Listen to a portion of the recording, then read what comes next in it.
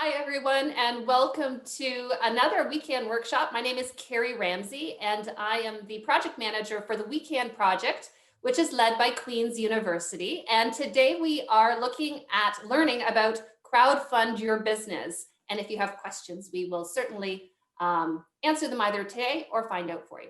So without further ado, Zulany, the virtual floor is yours. Thank you. Hello, all. And thank you, Carrie, and the WE-CAN team for having me. I am very excited to be discussing today how to help you crowdfund your business. It's a topic that I'm very, very passionate about. It's what I do on a day-to-day basis, helping companies grow through the support of their community. Although most of my presentation will be focusing around equity crowdfunding, which is one of the main types of crowdfunding.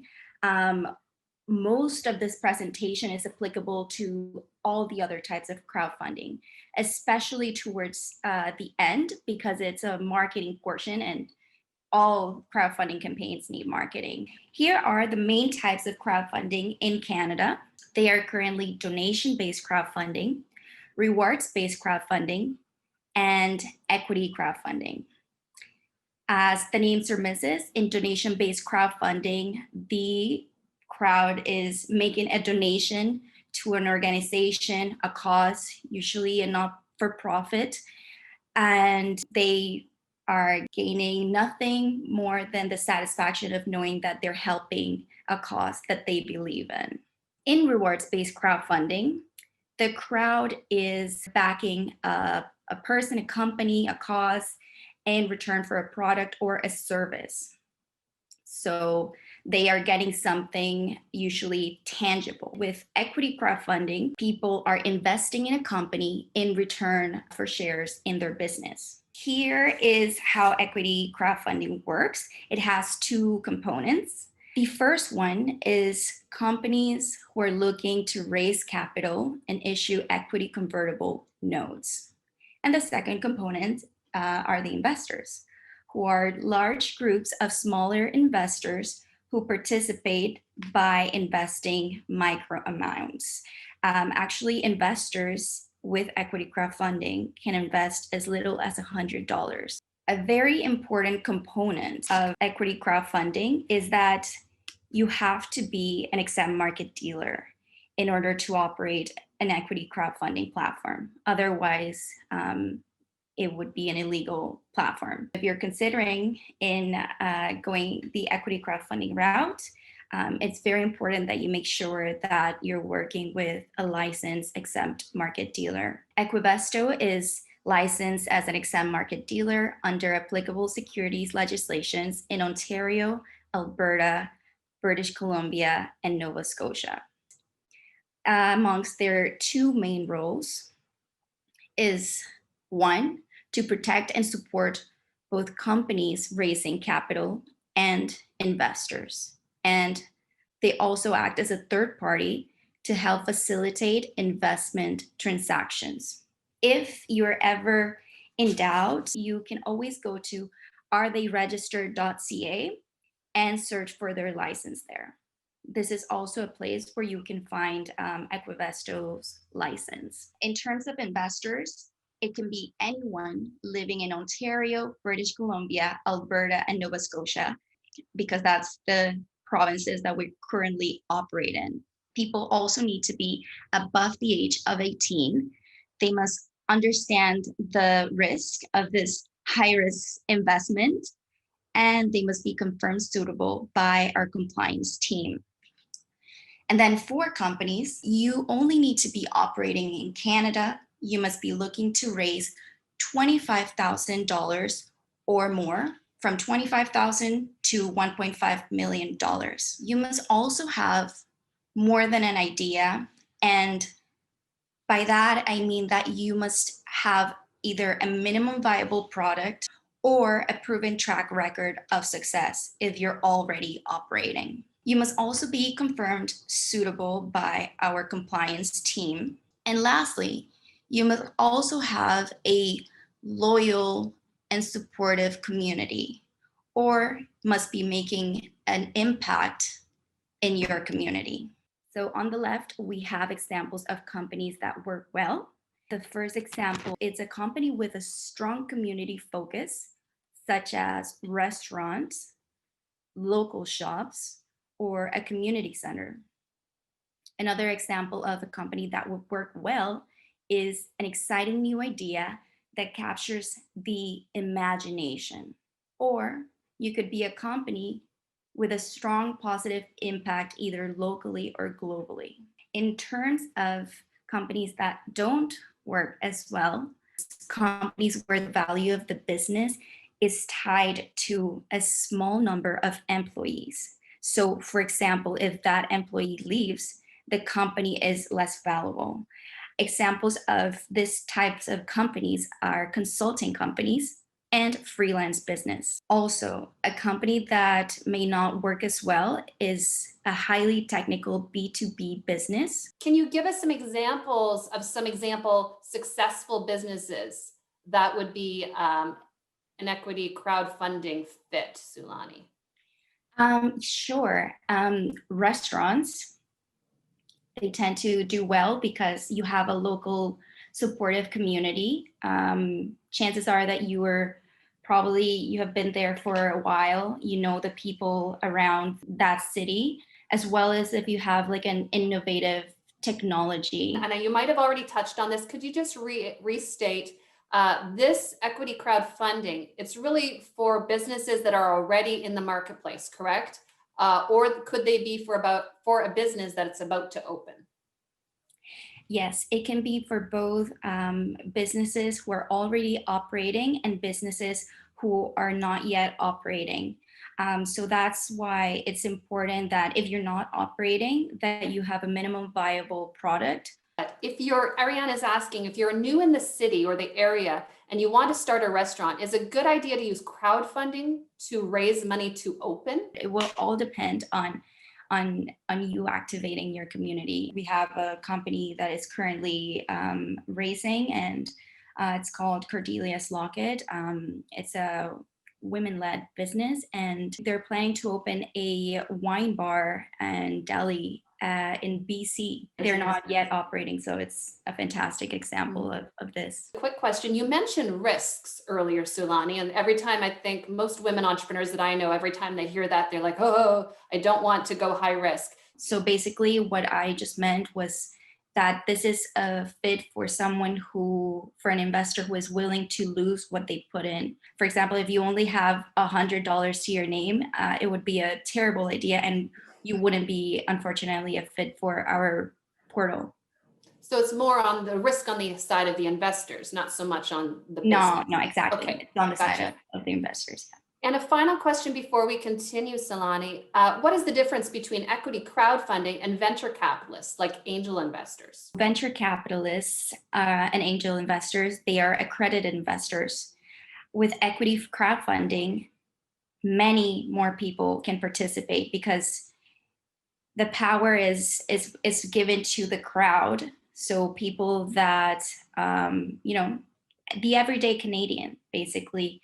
Whereas in venture capital, it tends to be a few people, often wealthy, often a certain race, who are making the decisions of whether you flourish or not. So with equity crowdfunding, you're giving that, you're saying the crowd decides.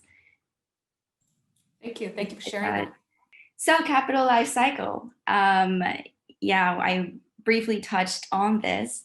But in terms of where equity crowdfunding fits in the capital life cycle, so the stages of funding, it sits right between the family and friends round and the angel investors round.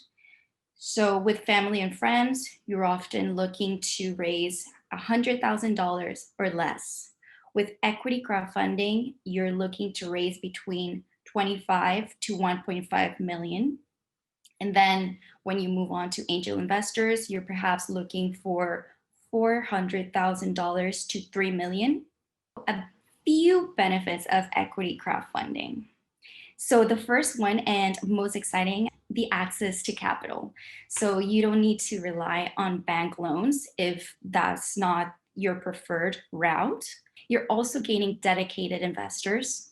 So more than capital, companies gain loyal investors who want to see them win and who will be open to providing valuable feedback.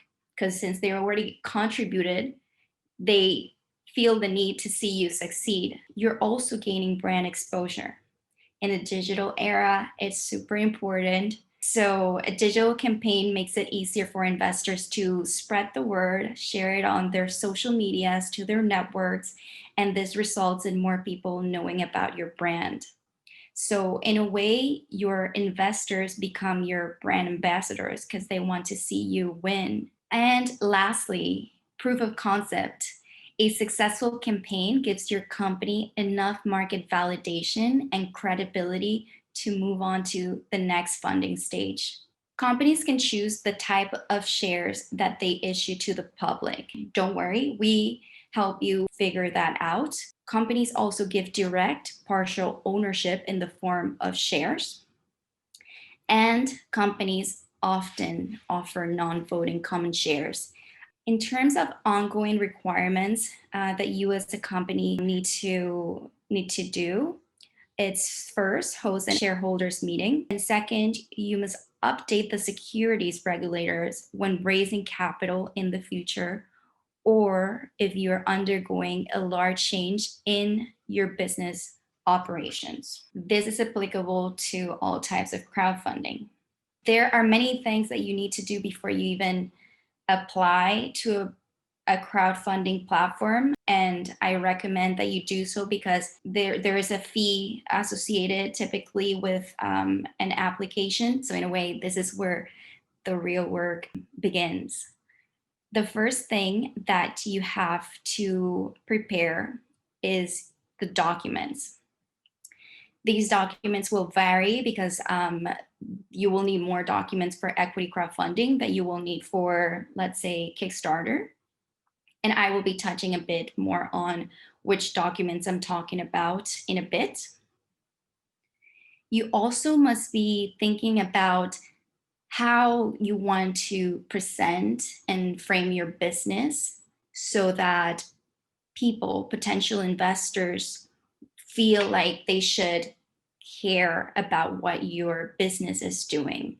And third, and most important, you must build or grow your community, especially online. Without your community, it's going to be very hard to have a successful raise. So if you don't yet have a community, then I would suggest that you start building one at least 3 months before you even apply to a crowdfunding platform. Fourth, review the documents that each crowdfunding platform will need from you. Now that you have all of these things ready, then you can apply. In terms of the documents to have ready, this is specifically for equity crowdfunding in Canada. First, you will need the certificate of incorporation.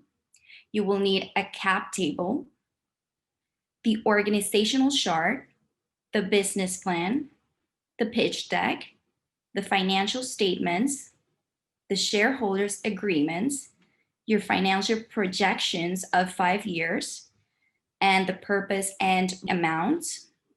And these are all documents that will be visible in your campaign page for your potential investors to see if they want to invest, if it makes sense for them to invest in you. We have also outlined in our Equivesto FAQ page why we need each of these documents. So, Zulany, I'm hearing a question, which is, so you do need to be incorporated before you would pursue equity crowdfunding, correct? Yes, incorporated, yes. Operating, no. Okay, yeah.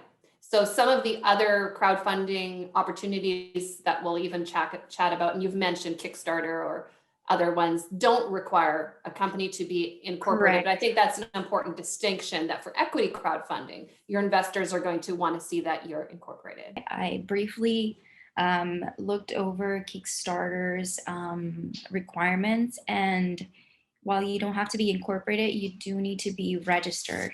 You have to have a registered business. I like to think about marketing for a crowdfunding campaign as three phases. The phase one is your tight community. You market to your tight community. Then you move on to phase two, where you're marketing to your broader community. So it's just people a little bit outside of your tight community. And then the phase three is when you start marketing to your extended community. The phase one is marketing to your tight community, as I mentioned. In this phase, you must reach out to the most connected members of your community. These individuals should know the most about your business and what you're doing. So they must be the most excited to invest in it. You must make sure that your tight community is able to invest the first 10% of your raise goal. Be ready before you do any crowdfunding campaign to activate your tight community so that you can raise at least the first 10%. Once your campaign reaches the first 10% of your goal, Equivesto opens your deal to the public. In this second phase, you move on to marketing to a broader community. These community members could be your social media followers or your LinkedIn or Facebook friends, or the investors on the Equivesto portal. You can start posting on social media about all the milestones that your campaign achieves. The third phase is when you begin to reach out to your extended community. So these are people who just learned about your campaign. Perhaps you reach them through paid ads or by collaborating with other businesses in social media, or by collaborating with influencers on social media, if that is something that makes sense for your brand. Your tight community will demonstrate traction, and without them, you will not experience the strong start that your campaign needs to succeed. If your broader and extended community see that your tight community isn't investing, then they will feel like, why should I invest in this campaign? So your broader and extended community of investors will often not participate in your deal unless you're able to show that there are other investors who are already interested in your campaign. This is a top tip for all companies who raise on our platform, or for any companies who is planning to run a crowdfunding campaign, and that is to invite your community to join a private group. And this private group can be a Facebook private group or an email list. That also works very well. And the goal of this private group is to have a place where you can actively ask people to sign up to the crowdfunding portal that your company is raising capital in, so that they can invest as soon as you launch your campaign, and provide them all the information that they need to know in order to make an educated decision. By joining this private group, individuals are confirming their interests and intentions in learning more about your company and what your business is up to, and then they can become a more engaged community member. So you as a founder will provide weekly updates and exciting information about your business to activate them and to let them know why they should be caring about your business and what you're doing. Once you launch your campaign, you will notify this private group, either your email list or your private Facebook group, and give them early access to your crowdfunding campaign. Remember that early traction is absolutely crucial to the success of your campaign. So it is very important that you basically hype this private group. If you don't yet have a community, that's okay. You can always build it by perhaps running giveaways, running paid advertisements, running an influencer marketing campaign, or just doing other personal sort of outreach to attract more individuals towards your business. And then once people start to engage with your social media posts and your online profiles, then you can invite them to join this private group. From there, you will begin notifying them that you will have a crowdfunding campaign so that they can start knowing a bit more about what that is and what that entails and what they get. You will just ask them to sign up to the crowdfunding portal so that when you launch, they are ready to invest. So this being said, the private group, the creation of this private group and the nurturing of this private group needs to happen before your campaign starts, because you will have a lot of work when your campaign starts. These are suggestions besides the creation of this private group. And the first and most important one is pitch video. You must create a pitch video before your campaign starts, and that is going to be added to your campaign page so that investors, potential investors, can connect to a human face. Usually we recommend that the founder is the one presenting. This pitch video is usually between 2 to 5 minutes of length. You must also be thinking about doing social media outreach. So create your online profiles if you haven't already. You also need to be thinking about how you will measure your efforts. Think about which analytics tools you're going to be using. Also, paid ads is a great strategy.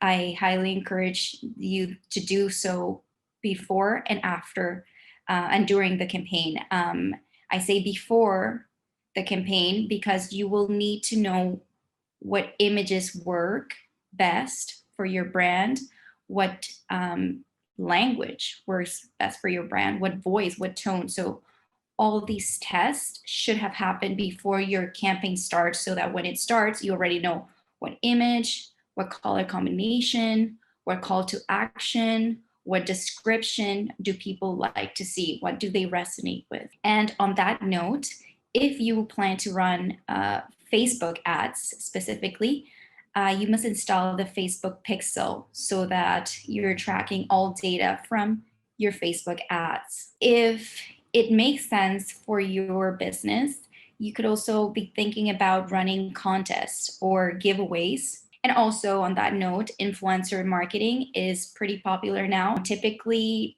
you don't need to be working with big influencers to gain new potential investors. You can work with micro influencers who actually have a higher engagement rate than the bigger influencers. Also, if you are a local shop, you can be thinking about doing in-store marketing. Of course, this looks a bit different nowadays. You could put a simple banner on the outside of your store to let people know that you're raising a crowdfunding campaign. Hosting events, it's a great way to activate potential investors. If you have the time and availability, you can also create different email lists for potential investors at different stages. One list can be for those who signed up to the crowdfunding portal but haven't yet invested in your crowdfunding campaign. Another list is for clients who you would like to turn into potential investors. So different nurture lists for different investors at different stages. To learn more about the company side of things, I would suggest that you visit equivesto.com/company. And if you're up for the challenge, we have an equity crowdfunding bootcamp, which has 7 modules.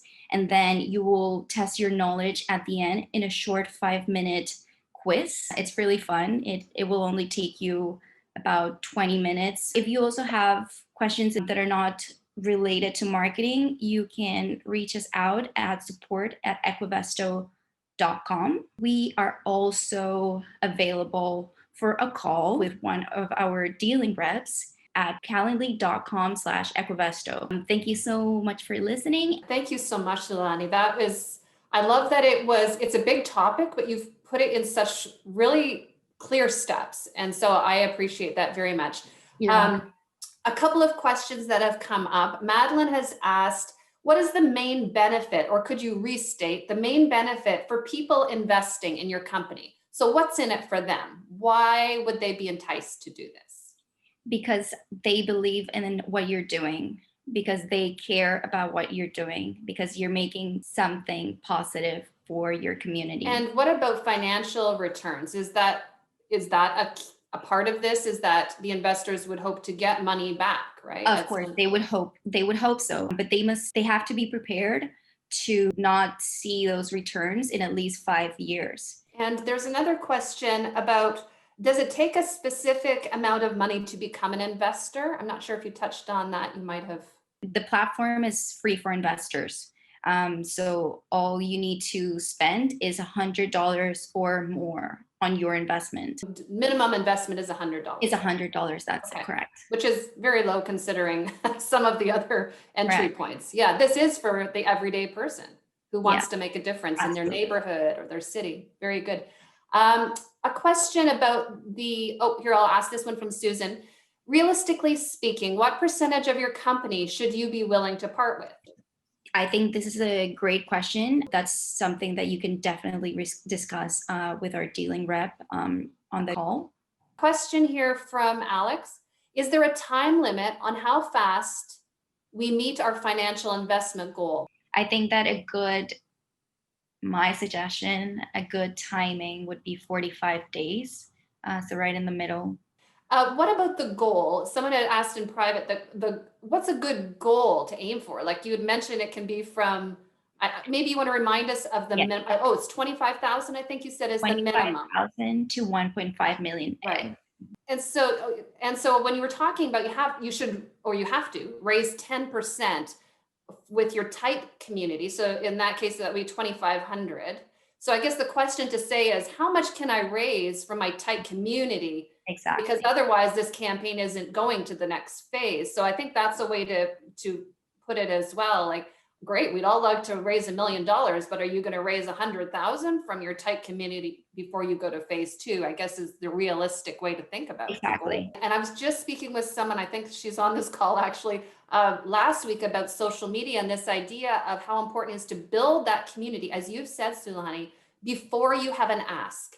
Because if you don't want to just launch your new business on, let's say, February 1st to absolutely no followers, because that means you are absolutely not going to be selling to zero people. So even before you launch your business, or in this case, your crowdfunding campaign, you need to, do you have because I know your background is marketing, how would you suggest, what are you putting in the content up to the point where you're asking for the money? Let's say you're in an early stage of your business. You haven't even really launched your business, but you want to grow that community, the following.